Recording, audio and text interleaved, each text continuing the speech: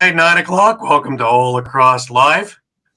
I'm Gary Groob in Toronto. With me, as usual, I have Shawn Slaght over in Moose Jaw. Shawn, how are you? Doing good, thanks, Gary. And I have Muffler Mike Kostiuk over in Connecticut. Mike, how you doing? I'm doing good, Gary. Excellent. We got a great show for you guys. We got Pat McCready about to come on with us. Let's just get over with the network stuff first, and we'll get right to it.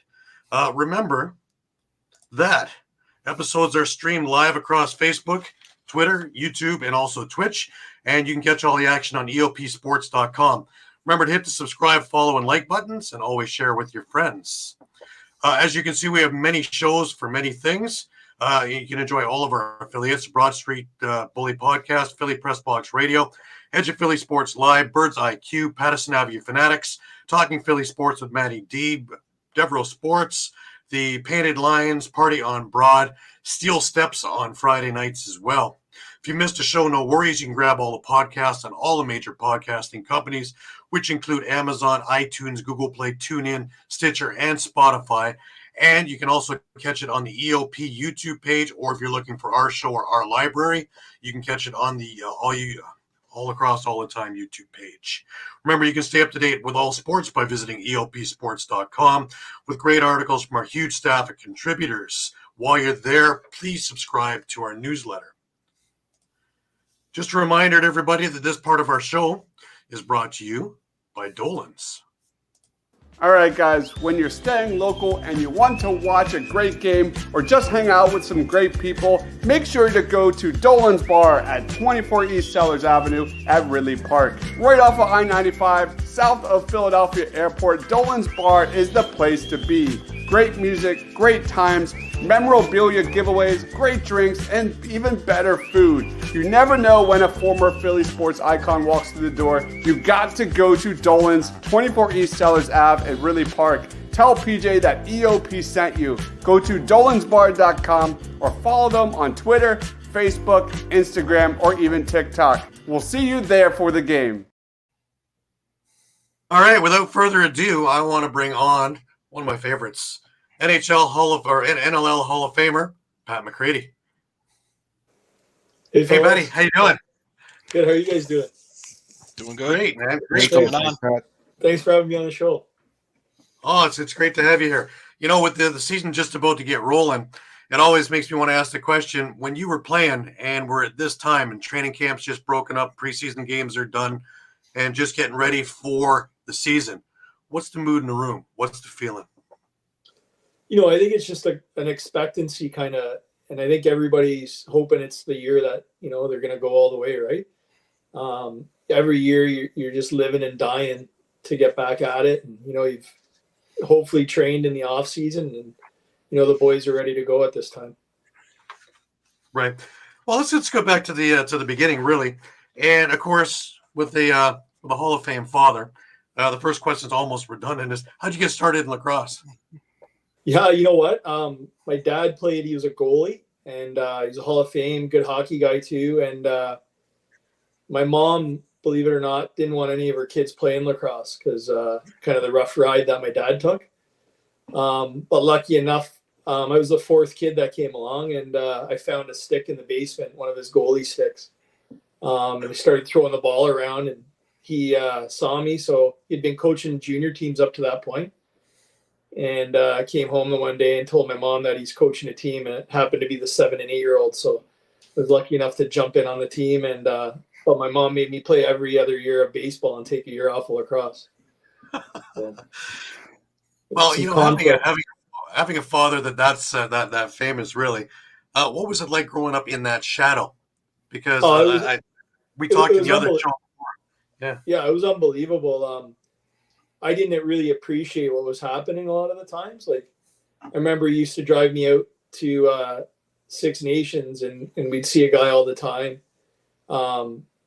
And, you know, I just kind of was more interested in playing with the kids that were there and stuff. But it was Gaylord Palace that my dad played with on the Brantford Warriors and stuff. And just like all the time, wherever we went, cities, like they knew my dad. They called him Buffer. And Paul Day, who actually relocated to St. Catharines and now is the GM of Philly. he told a funny story in Peterborough. Instead of playing street hockey, they play street lacrosse. And when the goalies in net made a save, they'd kind of go buffer. And he never knew why. And it was my dad. So, the guy was a legend, and never could live up to that guy. That's for sure. Right. Now, you started out with Niagara, right? You with in Junior B with the Spartan Warriors, and got called up to the St. Catharines Athletics, and had quite the career over there. Let's talk about, first off, you're on the Spartan Warriors, you get the call up, and now you're in with St. Catharines. Let's talk about those teams. Yeah, so I guess I kind of the Junior B team. I kind of got my feet wet. We had I don't think we won too many games that year, but we had a real tough squad. So I picked up a lot of good lessons that year that helped me out through my life. And I was lucky enough to kind of play a lot of games with the Junior A Athletics that year. And we had guys like Darius Kilgore, Cam Bomberry, like just legends. Darren Much, who I really admired. That's why I wore the number 10. And yeah, it kind of came up through this great city, this great organization that kind of just keeps churning out good players. And I was lucky to be from St. Catharines, kind of bleed the double blue. Right. Now, you go on there and you win the league championship. 1995, you're named the best defensive player. So you've obviously found your niche here in Junior A. Let's talk about that year, because that was the kicking point to a lot of really good stuff coming up. Yeah, no, it's funny. Like, we played two-way lacrosse. One-way lacrosse wasn't even being played back then. So, we would play kind of two ways. But yeah, I used a Woody all through junior, and played the man short, and stuff, but could also play both ways. And I hear this year that a team in the NLL is going to make a run at two-way lacrosse, and I'm pretty excited to see that. So I'm pumped because I'd love to see the game get back there. Yeah, we've talked about that many times with a lot of the guys about has transition kind of taken some of the bite out of the game, because you have guys specifically for certain things now, so that I don't know what the word I'm looking for is something that would be moving and catching the other team off guard. Doesn't happen that much anymore. Now it's pull up, wait for the open. You could literally. I think Saskatchewan's going to take a run at it this year, and just sending 5 guys down the floor on offense. And how is the other team going to react with 5 guys coming down the floor? Do you leave a couple of old guys on? And then if you do, you kind of target those guys on the other end. Then I kind of went into what we did for the first kind of 5 years, and then with the Toronto Rock, they kind of evolved the game where they did an offense defense, or the old Hamilton Raiders back then. Right. Yeah. Well, let's talk about you move into senior A's, and you're up in with North Shore Indians. You're over in the West. What got you out west? So what happened was I actually went out for the Bandits, and back then they could only take so many Canadian players on the squad, and I didn't get drafted. I was kind of a walk-on, and nobody really expected anything out of me. But being out there with all those good players like Johnny Tavares, the Kilgores, and the list goes on, they just made the game easy to play, and it's kind of a role player. So I set some good picks, and could finish when I had to. But I came up short that year, and I got cut as a last cut. So they asked me if I wanted to go down to Charlotte, North Carolina, so to play for the Cobras. There was an expansion team down there. So I went down there, played for a year, and some of the guys I played with there was Dwight Mecke, who's a goalie, and then Todd Katanchuk and Russ Hurd. So those guys were all playing for North Shore. I was about 21, 22, and they said, hey, why don't you come out west and play with us out in North Vancouver? So, yeah, I hopped on a plane, and there I was. Awesome. You come back just in time to win a Mann Cup with Brampton in 98. That's in the heyday of that team. Yeah, it was kind of, we were kind of a bunch of guys that were almost like just kind of role player guys, Jimmy Veltman, Chris Driscoll, kind of, guys Teeter, like guys that could just kind of do it and kind of function within a team. And then like role player guys like Mike Henderson and John Veltman, Jim's brother. And yeah, and kind of everybody would always chip in with a goal, and it was a real team oriented team. And yeah, it was awesome to play for. And we played Coquitlam, I think to 6 games that year. And yeah, we were lucky enough to take down the Man Cup. So I was pretty young then, and I thought Man Cups were easy to come by, but that was the last one that I got. At least you got one of them, yeah. That's right. You had spent 1 year with Charlotte, and then you went into you put a bulk of your career in Rochester. Again, with some fantastic teams. You win the championship in '97. Let's talk a little bit about that particular era of Rochester lacrosse, because it was the place to be, really.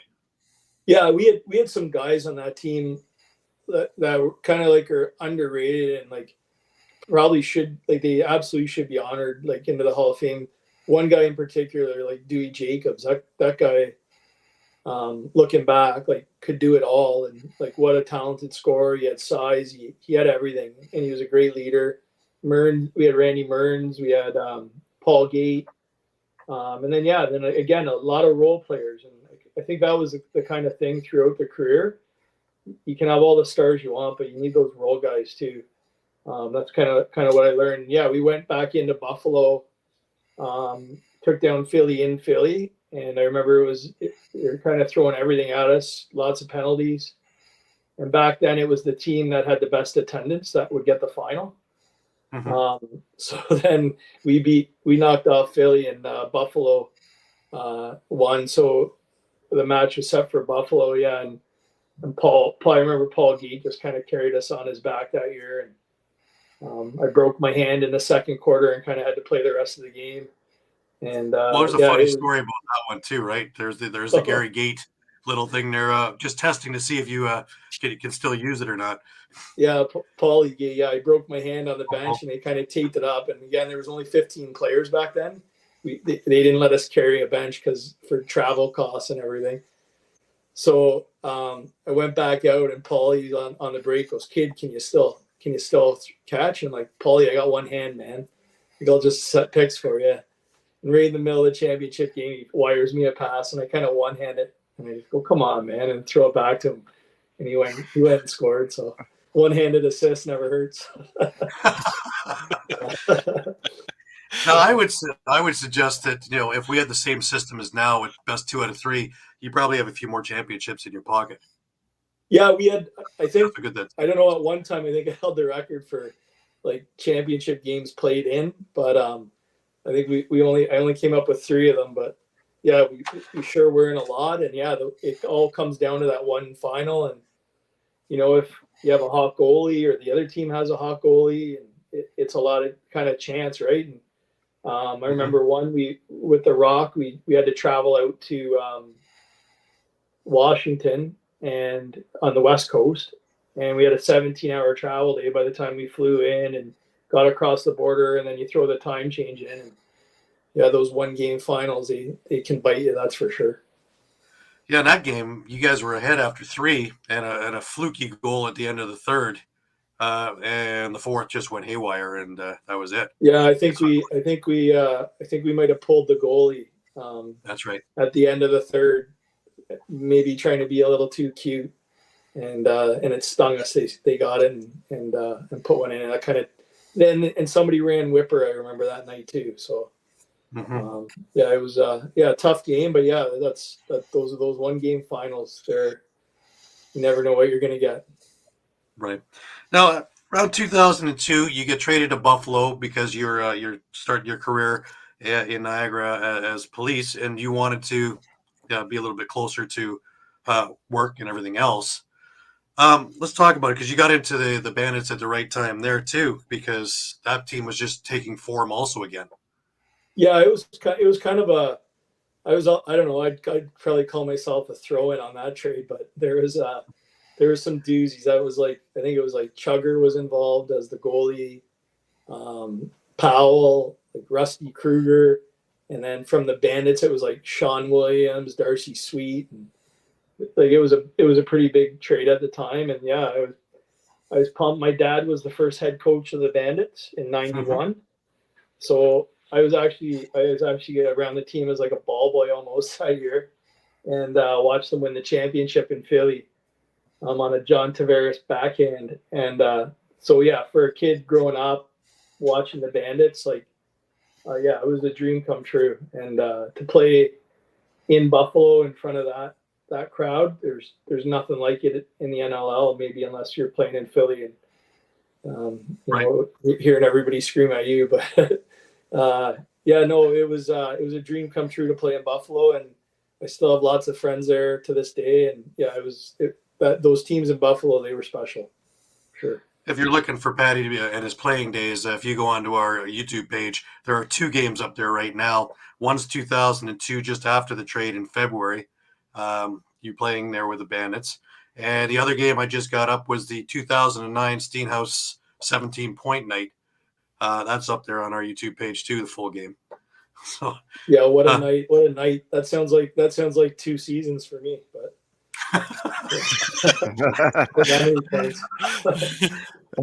But you're part of that 2008 Bandits championship, and to my recollection, that's probably the best Bandits team that really ever was. It was the most well-rounded team.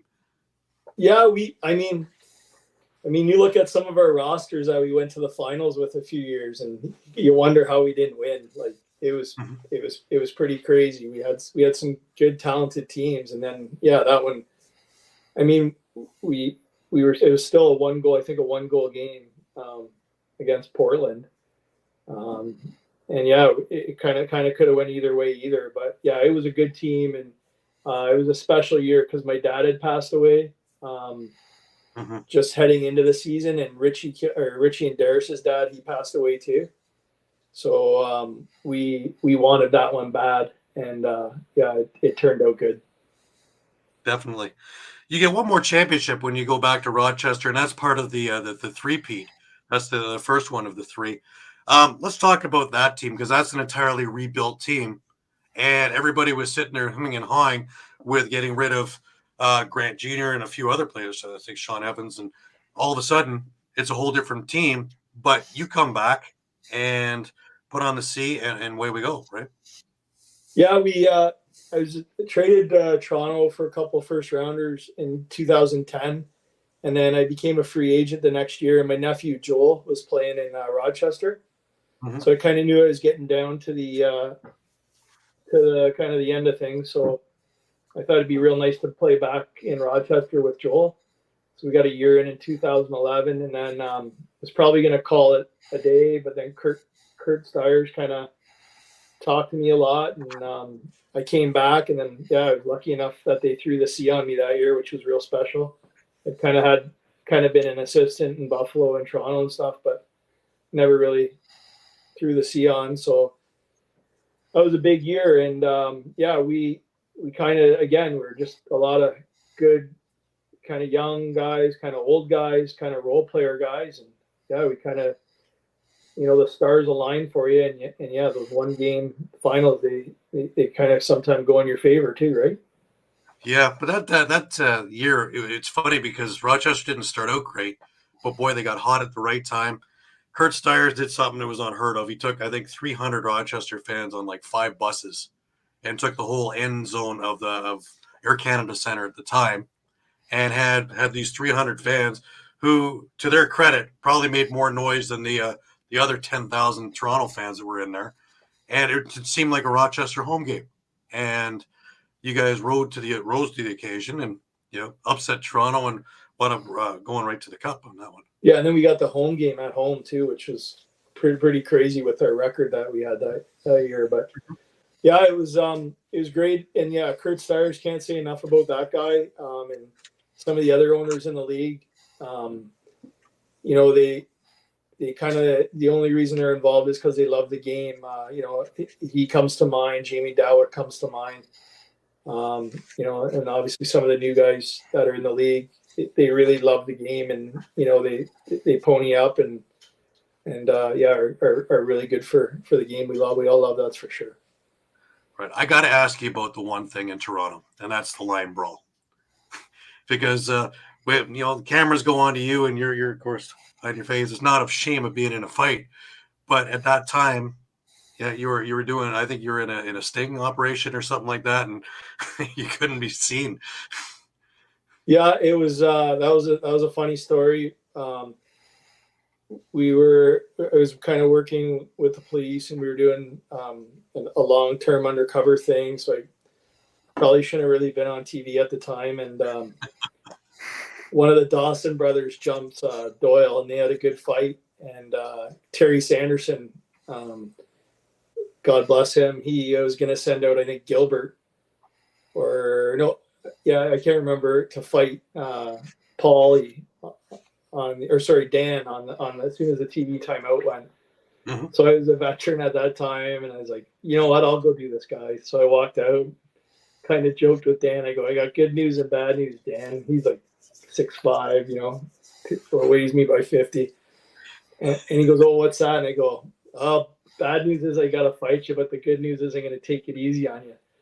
And so as soon as it started, we fought, and he pretty much ragdolled me, threw me down, and he was nice. And then so as I'm walking over the block, I had my head down like this. So I think one of the boys thought I took one in the head and went to bring me some ice. But he goes, here you go, Pi. I go, no, I'm good. He goes, why are you holding your head? I go, I just can't be on TV right now. So got in a little bit of trouble when I went back to work, but we figured it out. So. Now, was a beauty. You have a 17-year career, so you have three championships, and the NLL finally bestows an honor on you that's well deserved, and you go into the Hall of Fame. Let's talk about that. And originally, when you get the call that you're going into the Hall of Fame, and the class of 2021. Yeah, so Mike French gave me the call, and I honestly, buddy, it was pretty much utter surprise. I don't really think I fit the mold of what kind of the Hall of Famers kind of have been or were, and but they included kind of more of a defensive side into the voting. Up until that point, it was a lot of with the exception of maybe like Richie Kilgore and Patty Coyle and stuff, it was a lot of offensive guys. So, anyways, it was a real big honor to be included and just kind of be recognized. I was only a good player on good teams, and it was really easy for me because I was able to just do a role. I joked the highlight reel for that night for the Hall of Fame. It had 2 or 3 times where I was basically just running with the ball and flipped it to somebody on the bench and ran off on a line change. So I joked for the guys putting the highlight clips together that, they had a real tough job on that one. But, it summed it up, right? If kind of sports and teams and everything, if you got guys that know their roles and love their roles, then everybody functions instead of, 15 guys trying to do 15 different things, right? So right. I'm coaching now, and that's a big part of it. It's just getting everybody to buy into to what you do well, and that's how good teams function and thrive. Right. You're coaching your daughters, aren't you? Yeah, I went over to girls field lacrosse, and that has a whole different set of rules. And I work on some girls box stuff as well, box lacrosse, and then a little bit into the sixes game now too. But first time I was coaching girls field, girl scored a goal on the other team, and she celebrated and threw her stick, and I thought it was like an excessive celebration or something, so I kind of got mad. But that's how they were checking their sticks, the pockets after. So it showed how much little I knew about the game. But yeah, it's been a fun ride, and have learned a ton and worked with some great people. And yeah, I'm helping out Team Ontario and stuff, and it's great. It's a great game once you learn it, and a lot of similarities and basic skills and stuff transfer over. I honestly think it's more challenging just because without a pocket, you guys are able to cream your shots. With no pocket, that thing goes anywhere. To be able to be that accurate takes a lot of skill. Yeah, we were watching the USA team and the Canada team down in Baltimore, and some of the pro leagues now that have started, and with the kind of the advent of some technology in the sticks, and then as well as the players, like they were hitting posts when they were shooting, and I was like just so impressed with the women's game and how far it's evolved and come, and their athletes, like just fun to watch. Now, lacrosse going into the Olympics, and we're doing it in a sixes form. What's your opinion on sixes since you've coached some of it? Yeah, you know what? It's the best game. It's kind of that hybrid between field and box, and it's going to allow other countries to compete fast. Because if you had, say a traditional 9 on the field or even 11, a lot of countries would have a hard time to develop, that many players. But with a smaller roster, I think you're going to see a lot of countries be able to develop very fast. And you're seeing that with some countries really, really doing a great job of developing things. And it's going to grow the sport. Like the sport's we're gonna see growth like we've never seen worldwide, and it's going to be great for the game. Sure. As soon as we can get 280 more countries to take a look at it, that's spectacular, and have it on mainstream TV. All the things that we've dreamed about forever.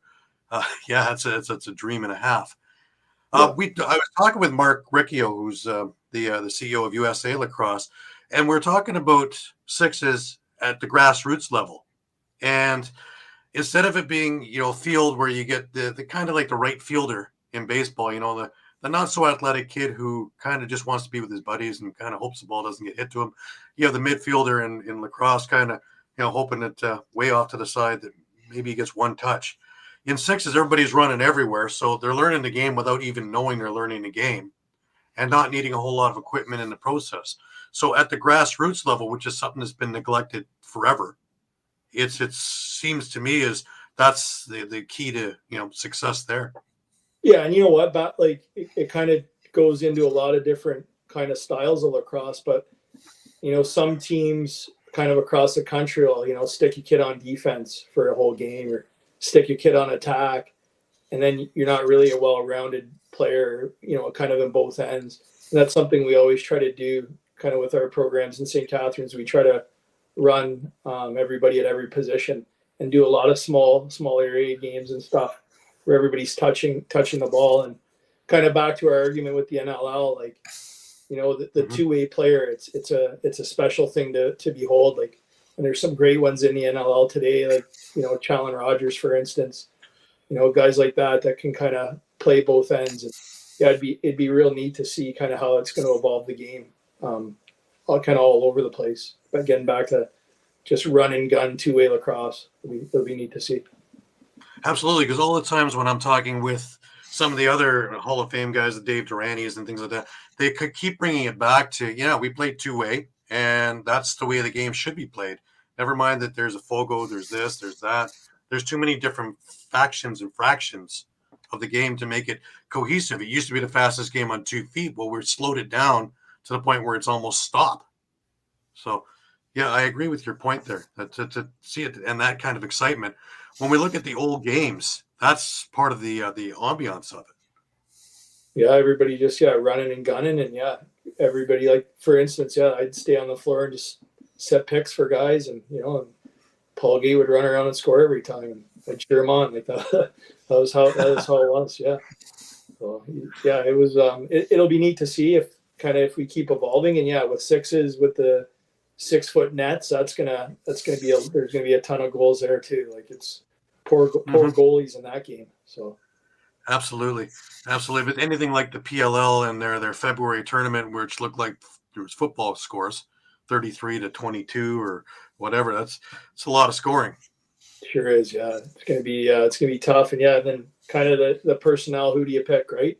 Do you pick guys that can go two-way, or do you just pick offensive guys and just try and run and gun them, right? So, well, that first World's tournament that had both the men's and the women's, some of the most exciting lacrosse that I watched was the women's. They were just spectacular. Yeah, it's going to be neat to see, and growth in lacrosse just doesn't happen on the men's side. It happens on the women's side, and I think the women's game is like outpacing the men's game for growth in a lot of areas. Well, when we had Michelle Boyer on, one thing she was saying is If owners were smart, they would see that you're making only half your money on the men's side. With the women, if you can get that going, then you've got two different sources of revenue. So if that's all they're thinking about is dollars, well, it makes more sense to start throwing some more behind the women's game and get it rolling. Yeah. I'm going to throw it out today's. Oh, go ahead. Go ahead, Pat. Yeah, no, ultimately everybody that's involved in the game, has a responsibility and to kind of grow the game. And I know it's given myself and my family kind of, more than I could ever ask. And so, yeah, so anytime we get a chance, yeah, it's a great thing to put a little work into. Absolutely. Shawn, do you got any questions for Pat? Yeah, I think we kind of touched on it a little bit, but I was just wondering kind of your overall thought on the state of the game now, maybe compared to your playing days. Yeah, I mean, we kind of had a little bit of a stumble, a little bit. Like I kind of always remembered thinking, maybe it would be kind of a full-time job by the time my nephew came, and then my nephew was playing, and then he's retired now, and but I think we kind of got a good model now with. Anyways, the NLL as it stands, and steady ownership groups, and I like what they're doing. They're doing the grassroots program where they're growing the game as well, kind of hitting centers that don't have teams, and investing kind of at the grassroots level, and then also box lacrosse itself has really exploded. South of the border as well. I know Shaden Santos is out in California with USA Boxla, and they're holding tournaments all over. Amy Caines is out in Minnesota as a former Bandit, running a program out there. Prep Chuck's out in Arizona. So you're really seeing the growth in the U.S. with box. And then what's even more exciting is the men's game on the field level has, obviously kind of realized that the men's box game really affected it, and they kind of went that way, and now even the women's game is going that way with like Northwestern playing kind of the box style as well. So I think the game's in a great place with the advent of the Olympics. It's going to boom, and exciting times for the game of lacrosse for sure. Thanks, Patty. Yeah, thank you. Mike, any questions? Well, you alluded to wanting to see the game go back to two-way. I guess I'll ask, put your career in the current game that's a little more one-way. You think you would have done better, worse, or the same over the course of your career with this style of play? Yeah, it's tough. Like the one thing I'm really impressed with is the athleticism in the game today. So I remember when I came in, I was like 6'1", 190 pounds, and I was kind of on the big side of things. And there were some tall guys in the game, but they kind of move slow. And now you're seeing like these big, like 6'3", 6'4", 6'5" guys that are just like bullet trains, and they're athletic, and they can play both ends. Like on there's at least 5, 6 on each team, and yeah, in today's game, I probably could have adapted, but man, there's some athletes, so I don't even know if I can compete. Watching these guys, yeah, it's exciting. Just how the game's evolving. And then kind of the style, right? And yeah, the real specialized offensive guys, and yeah, kind of fighting's out of the league a little bit too. So, you see kind of the game getting cleaned up a bit. One thing that I can't stand when I'm watching NLL games though now is the moving picks. Like the deep defense guys get ruined. It's a 5-minute penalty if you hit somebody with the ball from behind, but if you're a defensive guy off ball, you're getting hit from behind, and it seems like it's a fair game. So I don't I would have lost my mind if I got picked like that, like how these guys are getting picked. So now looking at these rosters as they're coming out of camp, there's going to be a lot of guys that are bona fide NLL players that are going to be out of work. Do you think it's time that the league sits down and thinks more expansion? Yeah, I think as long as it's done in a smart way, not just to expand, but the controlled expansion, and as long as there's good ownership groups to back it up. I know a lot of the teams that have had a lot of success are kind of partnered with, hockey teams in the same arena, just because then you have the ticket sales and everything taken care of. But yeah, I think it is smart, obviously, to expand. But yeah, just obviously they got to make sure that a team's ready, because the last thing you need is kind of a 1-year team folding and unstable ownership groups. Right. Now, one thing that's around now that wasn't around when you were playing is the Arena Lacrosse League. Something to develop guys who aren't just quite ready yet for professional lacrosse, or guys who needed just a little bit of help to stay at the professional level. What's your thoughts on the Arena Lacrosse League? Yeah, anytime you can kind of keep people playing year round, it's a real positive.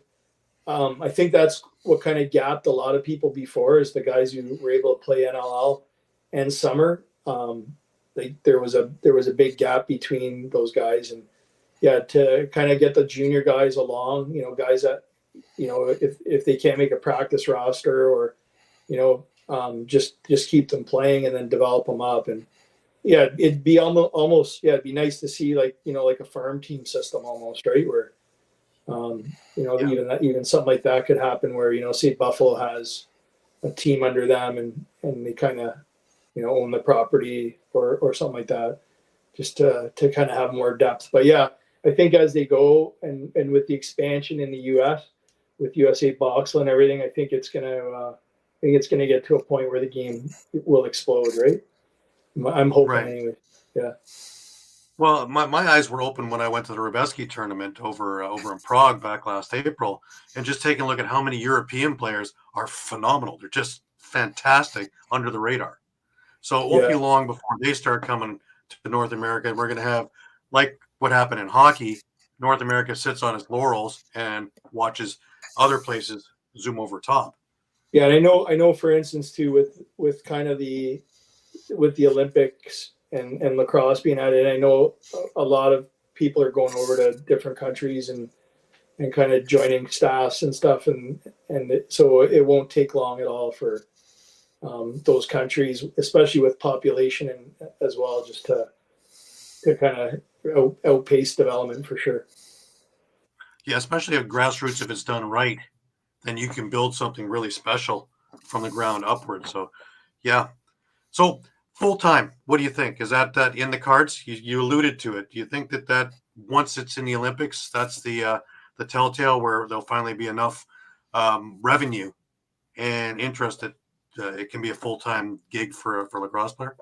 Yeah, I mean, I think it just comes down to the demand, and yeah, if there's TV deals and there's like the audience, like you said, and, it'll take off, and the interesting part will just be to kind of see what format it takes off, and whether it's a hybrid version of kind of sixes or something, or whether the NLL goes kind of almost like a worldwide, or there's other leagues across the world that are going to play, right? But time will only tell. But yeah, exciting times for everybody in the game. Definitely. But it brings another interesting question: is for guys like you who are doing important work, first responders and things like that, do they have to make a choice? Is it your professional career or your outside of lacrosse career? Yeah, it's and that's kind of the tightrope you walk, because we were talking about when games, we were like 8 games a season and 16 games a season, and then it kind of keeps getting bumped up. And it's funny, a lot of people think like it's 16 weekends, but they don't appreciate the time you're putting in with practicing and exhibition games and the time in the gym and all that as well. So yeah, if it goes much beyond the current day schedule, it's going to be a choice that people have to make. And then hopefully, if it's not paying as much, then they'll have to supplement with maybe sponsorship deals and other stuff. Right. But we kind of the players union took a big step back when they did a salary cap, kind of just when I left, and kind of set everybody back a bit, because everybody, I think it was set around, like, I can't remember the figures, but it really made it tough for guys to kind of get paid good dollars for what they do. Right. At that time, yeah. Right. Well, the one thing that the league is going for with the NLLPA is probably the best relationship that they've ever had with guys like Reed Reinhold, and working with the league for the first time as long as I can remember. It's not that looming thing of could there be a strike. They actually seem to be working together to build. Yeah, and the new commissioner, he's A1, great guy, and he has his head on right about the game and how to grow it. So I think the NLL itself is in real good space. Well, I want to thank you, Pat, for taking time out on a Sunday night to come and to jaw with us. No, thank you guys. I do this any night. Just talking lacrosse, it's the best. So appreciate you guys having me on. Yeah. Oh, my pleasure, and I look forward to having you on the other show. We can do Hollis again in a couple of weeks' time. Right on, guys. Thanks, Shawn. Thanks, Muff. All right. Great. Thanks, Pat. Coming on. Appreciate it. Care, thank you. All right. We'll see you later. Take care, Pat. Okay. Bye. That was Pat McCready, Hall of Famer. One of 37 Hall of Famers of the NLL. That's it. So that's an elite class, guys. Yeah. Absolutely. Oh, yeah. Great guy, too.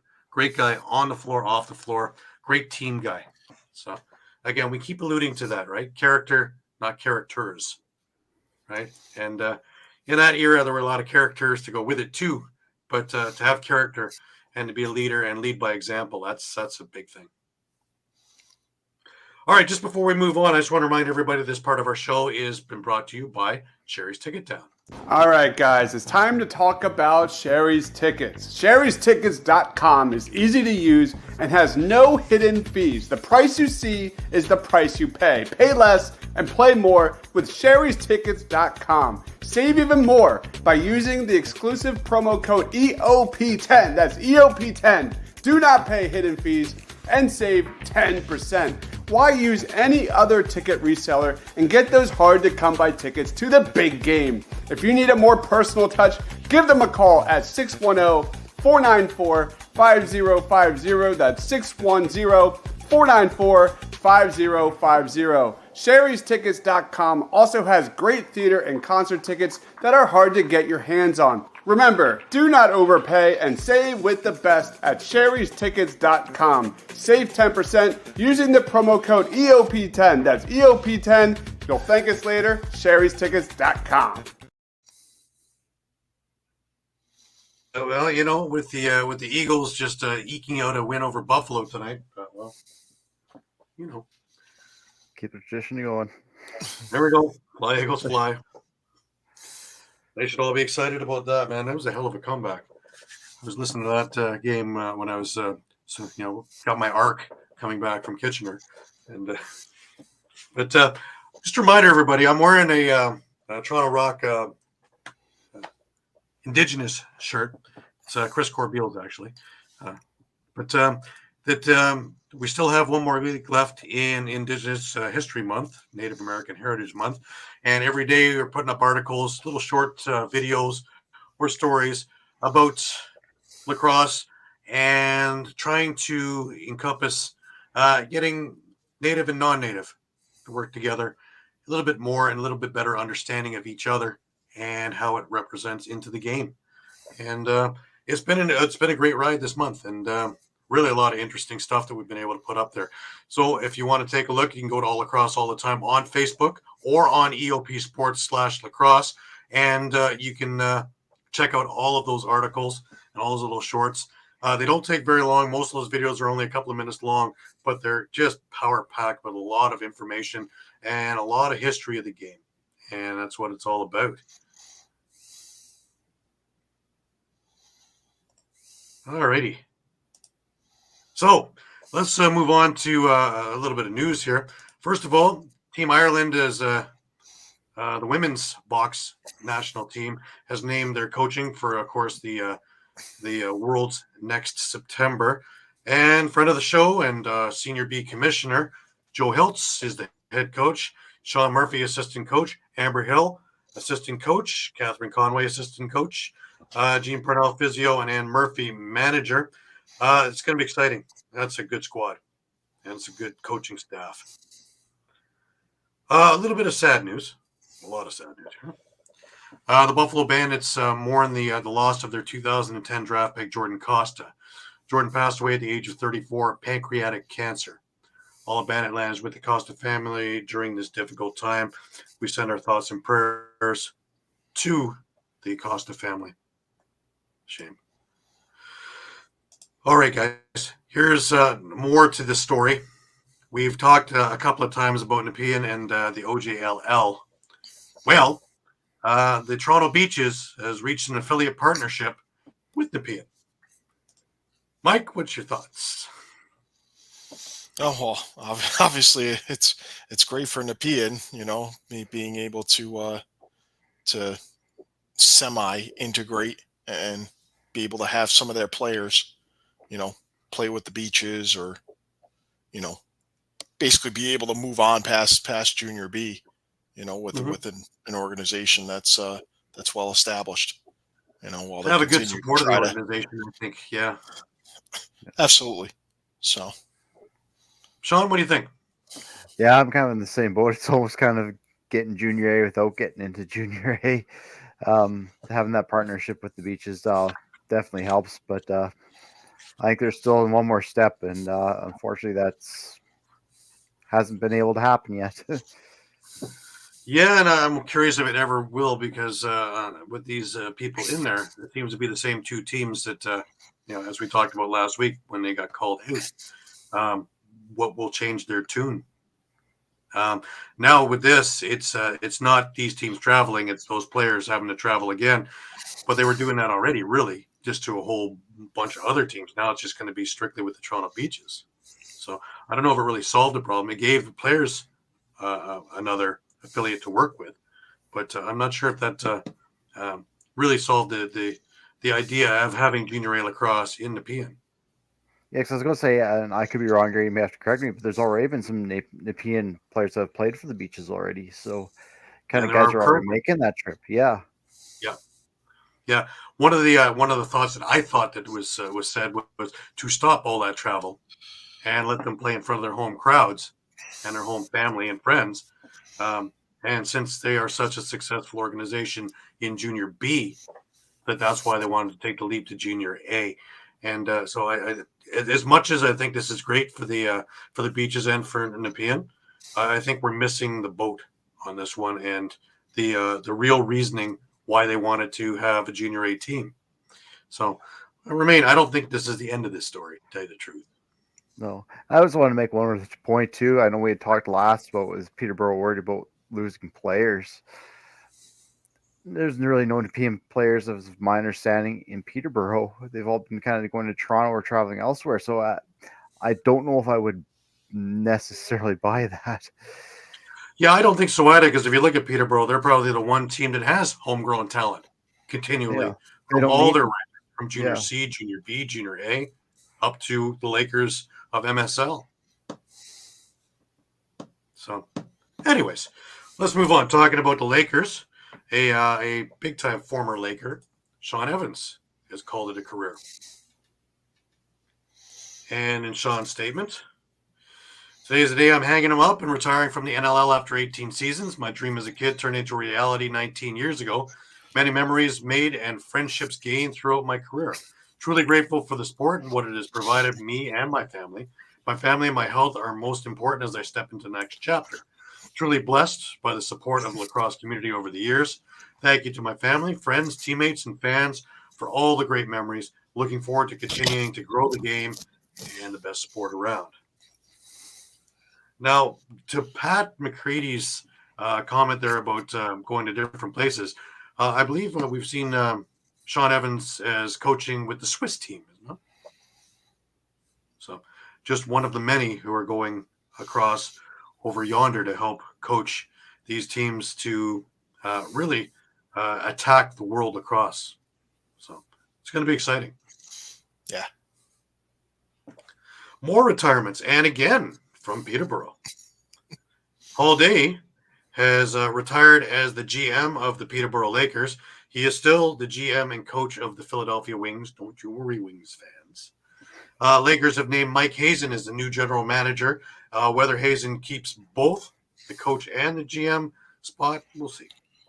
But, Yeah, no, it's the next in progression. It makes sense. So, Yeah. Alrighty, another retirement. Busy week for retirement, guys. Kieran McCardle has called it a career. I believe he's still with doing PLL, but he's retired from the NLL. He's got a new family, newborn baby.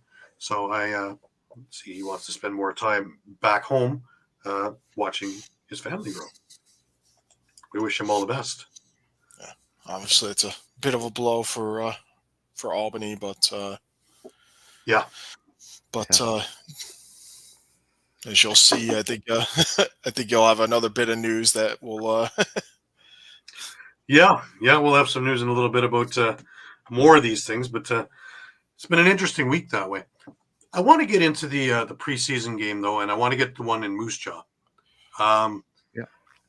This was a busy place. Did you meet up with Horny outside? No, I didn't see Horny, unfortunately, but we had Rowdy and we had Bruiser. Bruiser made an appearance, and of course the Hulk makes his return as well. So we had three mascots. Didn't see Bruiser was outside by the doors to make sure that Horny didn't make it in the arena. Yeah, exactly. The pictures that you gave us here are just spectacular. They looked fantastic. Yeah, it was a great game. As we're mentioning, 40,000 or 4,000 plus, probably closer to 46, or to 5,000. Even the hours before the game, they had opened up, I think it was 100 standing only seats, or standing only tickets, basically, because they're trying to find room just to put people. But man, that atmosphere felt like a regular season game. Right. Awesome. Now Calgary won 14-12, but really that's inconsequential. Saskatchewan had 65 shots on Del Bianco. That's insane. That's almost, and you know what? That almost feels like the old Rush again, right? Too, that they get you with the quantity of shots, saying, you know what, we're gonna throw 60, 70 shots at you. You're not gonna stop them all. Right. And I mean, they got 12 past them, which is not a bad night. Unfortunately, they just had a couple lapses late. One goal where Chiliano came out of his net for God knows what reason, and ended up giving up the ball into the open cage. But yeah, I mean, again, it's inconsequential, but it's a young Rush team. They're going to make those mistakes. It's going to happen. But considering both those teams pretty much played their starters, and the Rush nearly took down Calgary, it's got to be just a win for them, their column, just considering where they're at right now in the rebuild. Absolutely.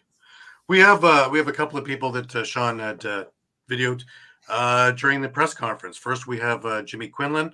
Then we have Captain Ryan Keenan. And then we have Robert Church. 100%. I think that was kind of the other thing we said before the game is we didn't really know what to expect. We felt like we had a good group. I think we're starting to see that we do have a good group. Again, being that we're young, we just got to really clean things up. Again, I thought we did a pretty good job of not making the same mistake, more than twice. We got to get that down to once. And then the 12 will be enough. The 12 will be enough. In this league, 12 wins you the game, regardless of how many shots you get. So really, we just got to clean up a couple areas, and I think we'll be in good shape. I'm glad you, again, going back to that resilience, what can you say when you have a group that maybe isn't those hardened veterans, and maybe how crucial a couple of your leaders are on the bench to help the group keep moving forward? Yeah, I mean, our leaders like Mess, Garland, Churchy, Keenan, they're really good. But I think the nice thing about a young team is they sometimes don't know any different, right? You just keep telling them to go, go, go, go, go. And I think at times we got on our heels a bit, but when we decided to play the way we wanted to play and get out and be aggressive and use our athleticism and use our youth, we were really good. And so again, that comes down to us coaches is of encouraging the players and putting them in positions to be successful. And just like we think the players can be better, we as coaches can be as well.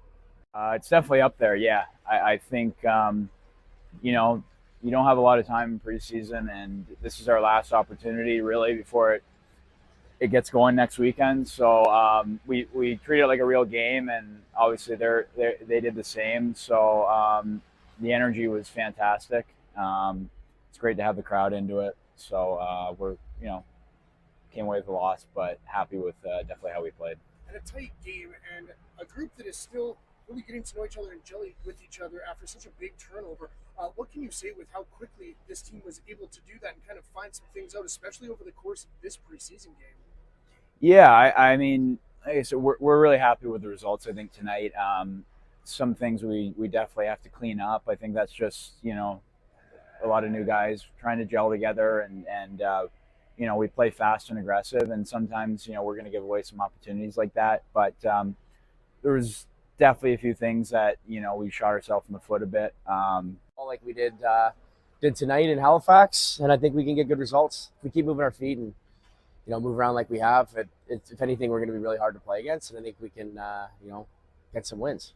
What challenges does this upcoming season present, maybe different than other years where you're going to be playing more of an East-heavy schedule with the different shuffle with the playoff format?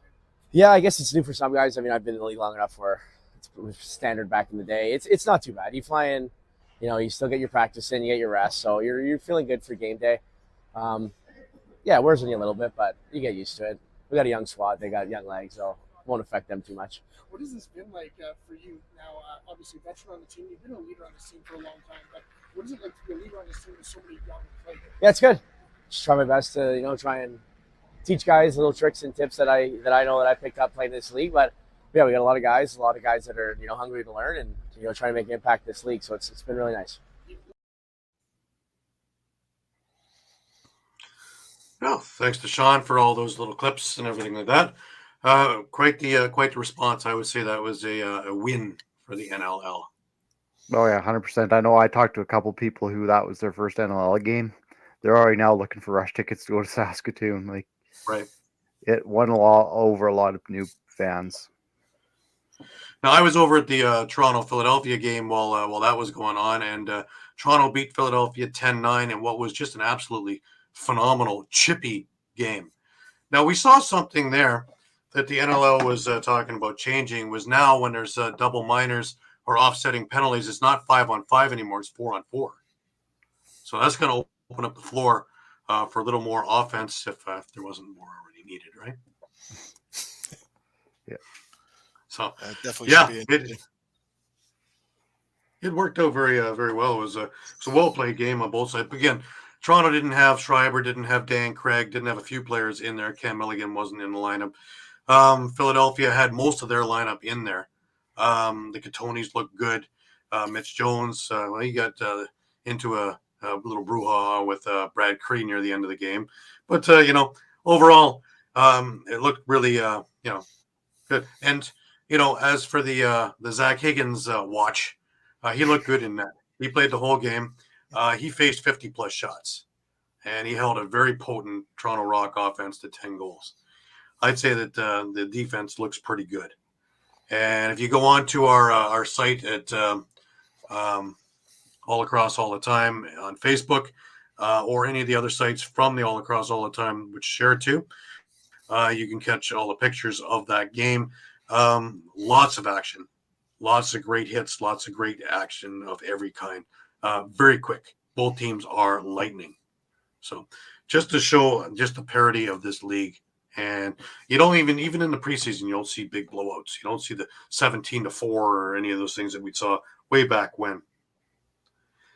We had one more that I knew of, which was Rochester playing New York in Rochester. Rochester goes undefeated in the preseason as well.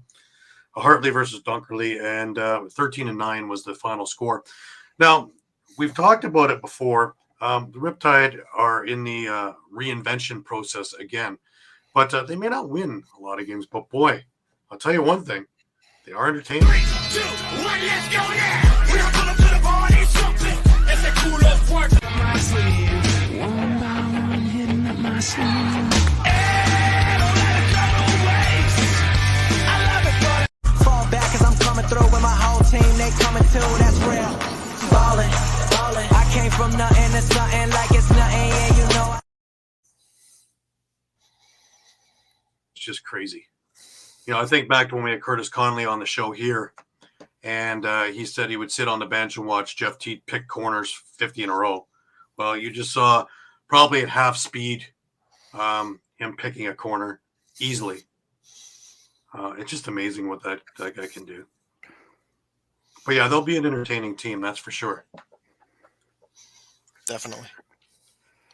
All right, just a reminder now that this part of the show is brought to you by Philly Sports Trips. All right, guys, if you're a Philly sports fan and you want to travel with your favorite team, then travel with the best. Go to phillysportstrips.com. They have self-travel packages and full travel packages available with round-trip flights from the Philadelphia airport. Packages include direct flights, 4-night stays, all-inclusive tailgate parties, lower-level group tickets. Whatever you want, you got it with phillysportstrips.com. If you want to travel to an upcoming Phillies game, make sure you check out Philly Sports Trips. And do not forget, Philly Sports Trips has all the away trips for the Eagles' upcoming 2023 season. Jump on it now, because you do not want to lose out on all these great opportunities. Go to phillysportstrips.com. Eagles 10-1 now. You might want to show a little bit of support for your Eagles and head off and go on the road with them and do what the fans do. Create havoc. Let everybody know you're an Eagles fan. Eagles fly. All right, guys. We have some news from the NLL. Strange one, this one. Of course, we know that Panther City said bye to Nathan Grennan, which took a lot of people off guard. Because he'd been a mainstay there, and really, he was their hound dog, really. But Albany picked up in a hurry on that one and signed him, so he is now with the Albany Firewolves. Yeah, it should be interesting to see. Hopefully, it wasn't just signing him just to be a body for the last weekend of camp. He's. He made an impact. There's really no other way to put it. In Panther City the first couple of years, I know the fans there are kind of shaking their heads a bit, because I think he was an in-market guy. He was in a lot of the media, that they put out. I'm sure that decision wasn't made lightly or taken lightly to release him. So, when you look at it through that lens, you've got to figure, okay, well, their left side is looking pretty good heading into the season. Mm-hmm. So, we know they have, Will Malcolm, Matthew Gauthier to start. Obviously, their 2022 first-round pick, Jason Knox, must be performing at a pretty high level. Right. Because he's on that side as well. Yeah. So, we'll see what happens, I guess. Sure. Well, you say Panther City's loss is Albany's gain. And, with Kieran McCarter retiring, they needed Exactly. somebody. So. Exactly. Yeah. So it works for them. The Wings had signed Curtis Romanchich this week as well. So just another one for the actor. There's a lot of really good players there in Philadelphia, and like I said, what I saw yesterday, though just a preseason game, is a really good team that is working with Jeff McComb very nicely. Stuff that we were worried about a couple of years ago about cohesion, that doesn't look to be the problem now. So I think it's going to be an exciting year for Philadelphia. Definitely. All right, we have more signings. Seth Van Scheppen has signed a long-term deal with Calgary, 3-year deal. That's really big. Rochester made a bunch of moves this week.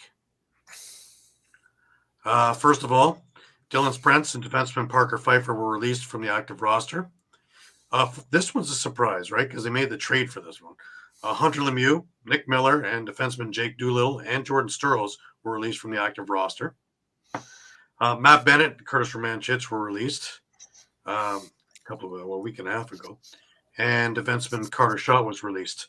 So that's been their month of November.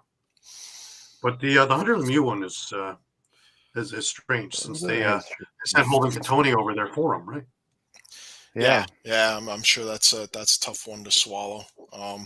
And we're talking about guys, getting released and then re-signed. Matt Bennett already got re-signed by New York, and Romanchich just got signed by Philly. So, yeah. So I would expect we may see quite a bit more of that after. Yeah, I mean, We're going to start seeing the other lists being used is what we're going to see. Yeah, I was going to say we kind of predicted it, didn't we? Saying that you're going to see a lot of high caliber guys getting released, and there's going to be a lot of shuffling. Yeah, the unable to perform and the holdout lists are going to be overflowing by the time we're done with it. You had alluded to the Riptide there, Mike, and of course here's that. JT Giles Harris holdout list, Kevin Orleman injured reserve, practice roster for Max Wayne and Tyler Davis. So again, we're seeing the lists being used. Vegas had a signing. Blake McDonald transition. He is now a Las Vegas Desert Dog. So he's found a new home as well. Vegas announced their captains and assistant captains. And Rob Hellier is wearing the C. Reed Reinhold, Jacob Rouet, and Mr. Greer are wearing the A's. No, you were right the first time. That's Tor Reinhold. Tor Reinhold, yeah. Not Reed. Yeah. All right. No. Moving along. The Albany captains. Your captain is Colton Watkinson. Ethan Walker and Nick Chikowski are going to be wearing the A's. That's interesting. Yeah, I'm good with that. No, I think obviously they've had a number of veterans leave in the past couple of years. I think with the retirement, I think Colton is probably the logical choice at this point. Mm-hmm. So, and we've listened to him talk. We've listened to him talk, and his head's on right for the job too. Yeah, definitely. So, all right, a couple of milestones that we're about to see. First off is Randy Stotts. Heading into this season, Randy Stotts is 1 point away from reaching 500 career regular season points. He's played 93 regular season games in his career and has had at least a point in each game. Pretty impressive. Yep. The other one is Dylan Ward. And he only needs 5 more minutes between the pipes to reach 8,000 regular season minutes played to become just the 10th goaltender in NLL history to reach that elusive minutes mark, which should be 5 minutes into the season. Yeah. All right, so we talked last week briefly about these NLL lists, and we figured that they weren't quite the way we figured them they would be. We're going to get into those in a minute, but I just want to remind everybody that this part of the show is brought to you by David Archeri and Associates. All right, guys, let's talk about Cherry Law Firm. If you get hurt at work in a motor vehicle accident, personal injury, or affected by criminal law, you got to call David Archeri of the Cherry Firm. Call 610-565-0300 or go to cherryinjurylaw.com. Let David Archeri fight for your rights. Again, that number is 610-565-0300. That's 610-565-0300 or go to cherryinjurylaw.com. Let David Archeri fight for your right. So we're looking at this week at the top 5 face-off men. And they have Withers number 1, Baptiste number 2, Ireland number 3, Nardella number 4, and Brandon Cleland number 5. I can make an argument for any one of the first 4. I'm not sure about number 5. Yeah, and I feel like you flip-flop 1 and 2. I think. Well, yeah, I don't know. Maybe I may put Baptiste a little bit ahead of Withers. I mean, not take it again. Wasn't Withers hurt most of last year? But Baptiste was insane. I mean, yeah. I say Withers was hurt too. Like he wasn't playing. And what which Baptiste is also Nardella, right? Yeah. He did, but I think there was when you may look at face-off wins and say Baptiste, but percentage, I think Withers was like hands down. He won something like 78, 79% of his draws Maybe let's look at the last games year. that. Maybe I was just thinking more of the games that Batiste went 100% on. Like, True, yeah, because we did have some anomalies. Baptiste did have 2 games where he won 100% of the draws. The Right. Wings somehow managed to go 1-1 in those games. So, yeah. and Withers almost had the same thing. In fact, it was early in the season, home against Albany, when Albany still looked like they might actually contend. He won all but one face-off, and Albany won that game in Halifax. So that was right before their 13-game slide Right. into oblivion. All right. The other one we wanted to look at was the top 15 D-men. And on that list, you had Graham Hossick, number 1, Kyle Rubish, number 2, Brad Cree, Eli Salama, Adam Wiedemann, Brett Mitski, Latrell Harris, Steve Priolo, Dan Coates, Jeff Cornwall, Eli Gobrecht, Mitch DeSnew, Connor Kirsch, Jacob Rouet, and Jake Boudreau. I don't have an argument with any of the guys on the list. Any of you guys? I might have a couple.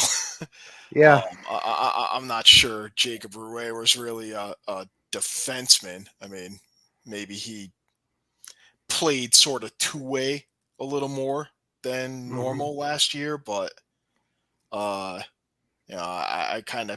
have a little bit of an issue with him being on the list. There's a couple of guys there, Cornwall, maybe Boudreau.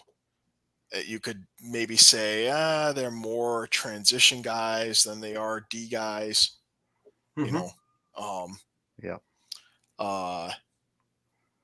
Having Coates up that high, I mean, he's kind of getting, on the tail end of his career. Right. But I think my big things would be, where's Robert Hope? He won Defender of the Year 2 or 3 years ago. Right. So, he's not on the list at all. Yeah, and I was in the same boat. I thought, is this a defenseman or is this a transition? Because there's a lot of Eli Salama too. We had that problem with the transition list, though, right? Where they're transition or and kind of interchange. Being the guy in Saskatchewan, I love Jake Boudreau. I think the sample size maybe isn't just quite big enough because he's only going into his second year. And with all due respect to Rubish, yes, he's still an elite defender, but I don't know if he's that defenseman he was 6-7 years ago. You think Matt Beers deserves to be on that list? Possibly. Again, I think Rubish deserves to be on the list. I don't know if he's high as 2 at this point. Right. Okay. Well, once again, the NLL has done that enough to get everybody chatting about it.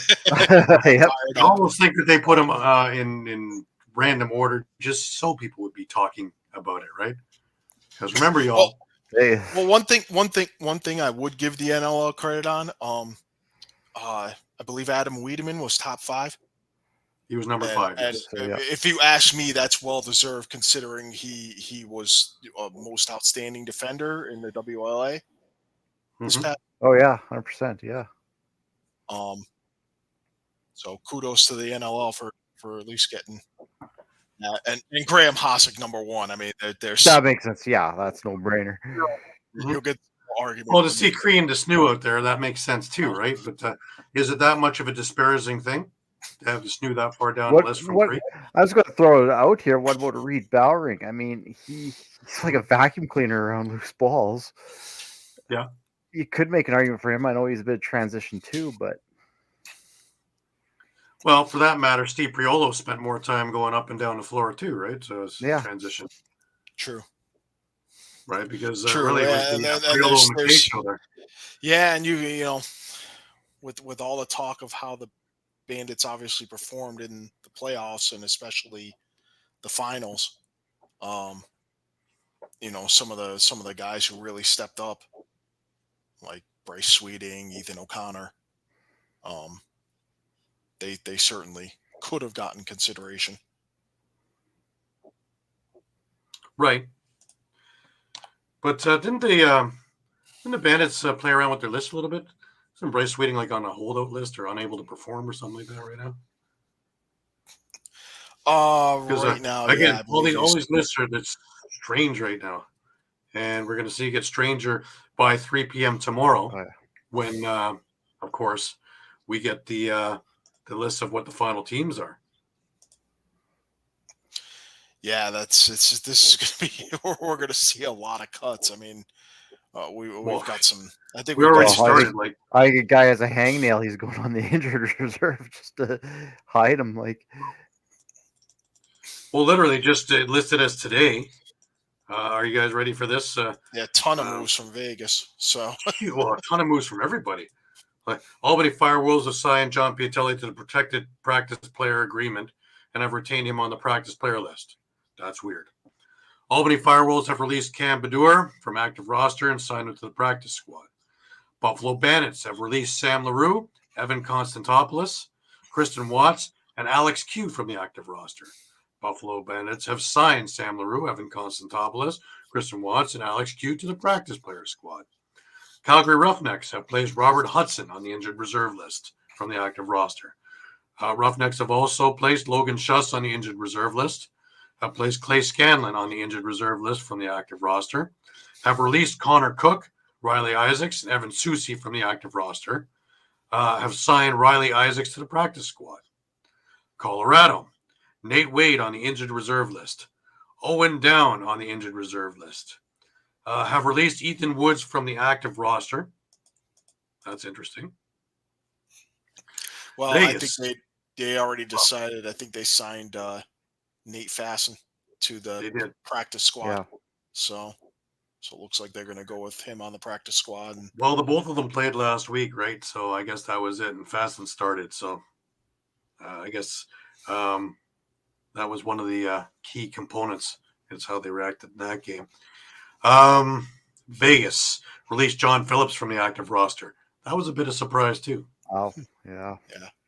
Riptide have placed Callum Jones on the injured reserve list from the active roster. Have placed Zach Deacon on the injured reserve list from the active roster. Released Peter Dirth from the holdout list. Released Max Wayne, Tyler Davis from the active lists. Max Wayne and Tyler Davis are now on the practice squad. Panther City have released Jackson Brown and Liam Osborne from the active roster. The Philadelphia Wings have released Alex Krepensek from the active roster. That's another surprise. Rochester has placed Corey Highfield on the active roster from the injured reserve. Obviously have released Corey Highfield and Penn Eichstratt from the... have released Corey Highfield and Penn Eichstratt from the active roster. Rochester Nighthawks have signed Corey Highfield and Penn Eichstratt to the practice squad. Busy day for Corey Highfield. Rochester Nighthawks have placed Thomas Whitty on the active roster from the physically unable to perform list. Excuse me. Rochester Nighthawks have placed Stephen Keogh on the physically unable to perform list from the active roster. Nighthawks have placed Connor Farrell on the physically unable to perform list. Rochester has placed Greg Harden on the injured reserve list. It's a very busy list. Everybody in Rochester. Yeah. Those are three big names in Rochester that are either physically unable to perform or injured. Yes. Saskatchewan has released Thomas Kizik, Jake Bowen, Jamie Searle, Jamison Dilks, and Nick Preston from the active roster. Saskatchewan has signed Thomas Kizik, Jake Bowen, Jeremy Searle, and Nick Preston to the practice player squad. There are no more Dilks in Saskatchewan. Vancouver Warriors have released Dean Farrell, Kyle Brunch, Chase Scanlon, Nick Scott, and Keegan Milenichuk from the active roster. There's some interesting ones right there. Yeah. I didn't expect to see Dean Farrell get released. That's for sure. Chase Scanlon's another surprise. Wow. And that was just today, But the one I was talking about, Bryce Sweeting. Buffalo Bandits have placed Bryce Sweeting on the physically unable to perform list from the active roster. Have placed Zach Belter on the physically unable to perform list from the active roster as well. And Mammoth placed Ryan Lee on the injured reserve list, season ending, of course. Connor Kelly on the holdout list from the active roster. Nate Fasson to the active roster. Have released Nate Fasson and put him on the practice squad. So, yeah. But we're talking about Brandon Cleveland, right? Vegas has placed Brandon Cleveland on the holdout list. Told you, a lot of shuffling going on here, guys. Marshall King on the holdout list from the active roster. Conrad Chapman on the holdout list. Colin Kirst on the physically unable to perform list. Spencer Milne, injured reserve list. Have released Thomas Vason from the active roster and signed him to the practice squad. Have released Blake Gibson McDonald to the practice player squad. And I just want to point out there with Vason. I mean, we talk about how valuable higher draft picks can be, but yet they don't always seem to work out. I mean, here with Thomas Vason was a guy who I think he was projected, if I'm not mistaken, to be top 5. And he fell to like the bottom of the first round or the start of the second round. I can't remember exactly. Mm-hmm.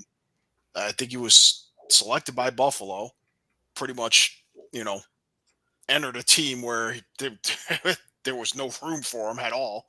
Yeah. Was already bounced around to a couple of teams and, is still, fighting. With everything he's got, just to make the active roster. On the lineup, So, well, here's another big one, eh? Mike Burke, New York Riptide have released Mike Burke from the active roster. Panther City has placed Tyler Burton on the physical unable to perform list. This is just in the last 2 days, guys, and much more coming before 3:00 tomorrow. Yeah, and again, a number of those guys, face-off guys. Yeah. Tyler Burton's probably Panther City's main face-off guy. So, and then Cleland for Vegas, although they do have Zach Cole. So, we never saw that possibility of him coming back to Philly materialize. Right. Unless I was going to say it's Philly in market now, especially all these. Well, I mean, they have been. I mean, they released Corcel and. Isaiah Davis-Allen did the face-offs yesterday, right? He did the bulk of them? Yeah. So he looked good. Maybe that's the direction they're going. I figured it had to either be that or the plan was just going to be, we're going to get someone out there and we're just going to attack. We're going to put out a unit on the floor that's, specifically geared to go after the opposing face-off guy and just try to win possessions, even though you're not winning the draw. Well, you know what? I remember that was the strategy of Saskatchewan's a while back when they were going up against Withers was just take the procedure on the face-off, so it's automatic possession of Halifax, and just get your D guys on the floor. Yeah. Just you're going to lose. You might as well just take the procedure, whistle the ball down, so you know that they're getting possession. And just get the guys you want on the floor. So, right. Herbie John makes a good point too. I wonder if Belter and Sprents haven't gotten over Prezi injuries yet. Very good point. Yeah. That could be a lot of interesting things. So and remember, everybody. Yep. Rosters, set rosters are 3 p.m. tomorrow. And our first games are Saskatchewan at Halifax, Albany at Vegas, Panther City at Vancouver. That's next Friday. And Saturday, Calgary, Rochester, and Philadelphia at New York on the Saturday games. So we have 5 games to open up the season this coming weekend. The regular season is upon us, guys. Finally. Yes. Yeah. Finally. You know it. Anyways, that wraps up another week the way it was. Want to thank Pat McCready for taking the time to be with us. Great interview. Love talking with Pat. Guys just Awesome. has so much energy about him. So it's fantastic. Any last words, Mike? What else is there to That's say? it. No matter what, every week I just catch I up. want to see. Well, I want to see how these rosters shake up, and who's on the outside looking for a job. I think I don't want to there's jinx him, but a lot my more friend there, surprises to come. Bryce told me he's still on the Colorado roster. So yeah, I don't want to jinx him, but man, I really am pulling for him. Yeah, I just think there's going to be surprises all around. So,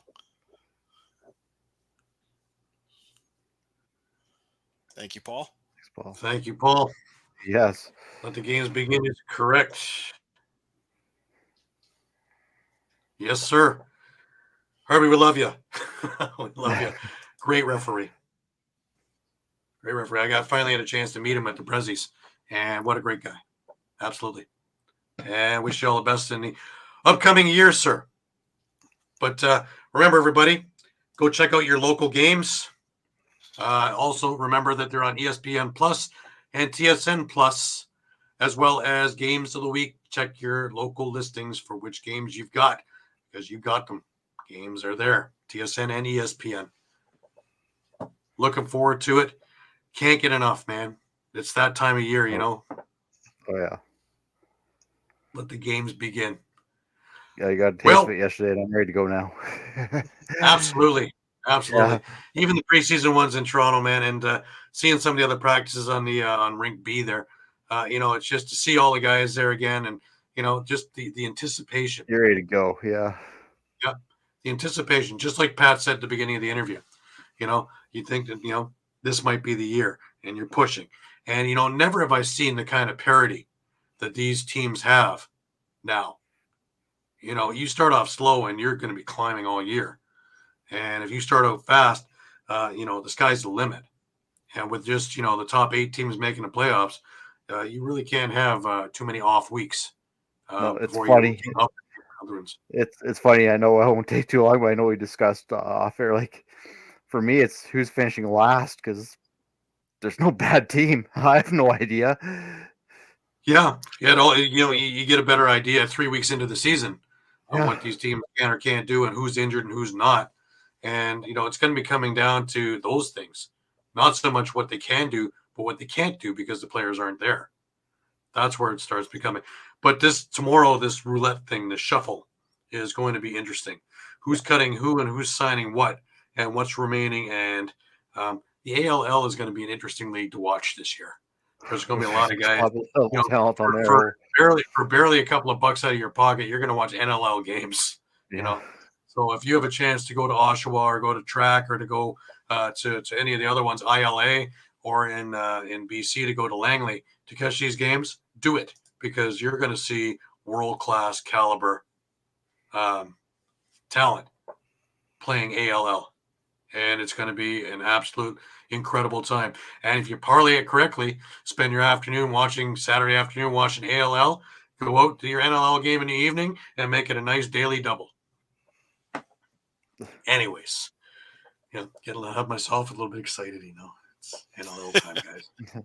Let's go. For Muffler Mike over in Connecticut and for Shawn Slaght over in Moose Jaw, I'm Gary Groob in Toronto. I want to thank you all for being with us. Reminder that you can catch us on Facebook at All Across All the Time, Twitter. You can catch us on Instagram. You can catch us on Thread, all across all the time on YouTube as well. There's more interviews up there now. There's more games up there. We just put up the 2009 Stainhouse game. There's a couple more games coming next week, Mill games, Philadelphia Buffalo from, I think, 95 and from 97. Excellent games. to see yesteryear and to see the Wild West of lacrosse, man, and to see a lot of the coaches as bona fide stars in the league. Definitely worth your time to watch. By all means, please. And while you're there, please subscribe to our YouTube page. That's about it, guys. Until next week, when we talk about the regular season and the first weekend that was. It's exciting, isn't it? Oh, yeah. Keep your stick in your hands, and we will see you next week. Thank you again for following us week after week. And we will see you all again next week.